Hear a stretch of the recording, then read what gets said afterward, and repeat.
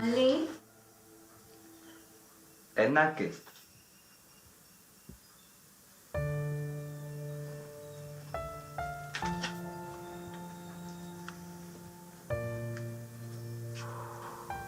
හැමදේම ලෑස්තිද මල්ලි? ඔව් අක්කේ.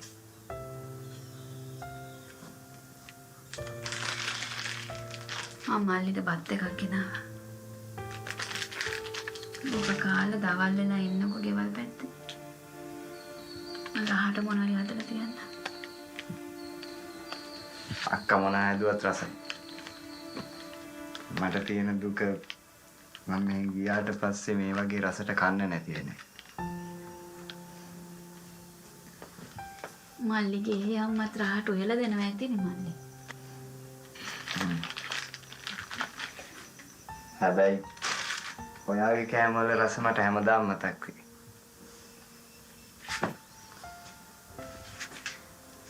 අනේ මල්ලි මෙච්චර දවසක් ඉඳලත් ඔයාගේ ඒ අම්මයි තාත්තයි එක්ක අපිට වචනයක්වත් කතා කරන්න බැරි වුණානේ.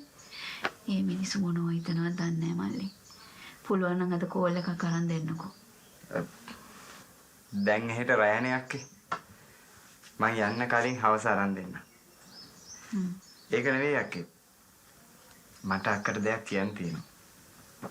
ඒ මොකද්ද? මගේ අතේ දැන් නම් ලොකු ගාණක් නැහැ. මං ගිහින් ටික දවසකින් අක්කට සල්ලි ටිකක් එවන්න. අක්කා ගෙදර වියදමට ටික ගන්න. මේ මල්ලි මට මල්ලිගෙන් සල්ලි ගන්න බෑ.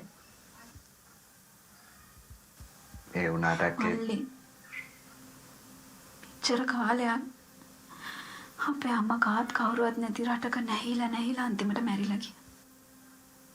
දැන්වත් ඒ ගෙදර මිනිස්සු දැනගන්න ඕනේ යාළ වෙනුවෙන් කවුරුත් නැහැ කියන එක. ඔයාගෙන හිතන්න. හොඳට ඉගෙන ගන්න. හොඳ රසාවක් කරන්න. හොඳ තැනකින් බලලා හොඳ කසාදයක් කරගන්න මල්ලි. ඔයාගේ ජීවිතය පිළිවෙලක් කරගන්න.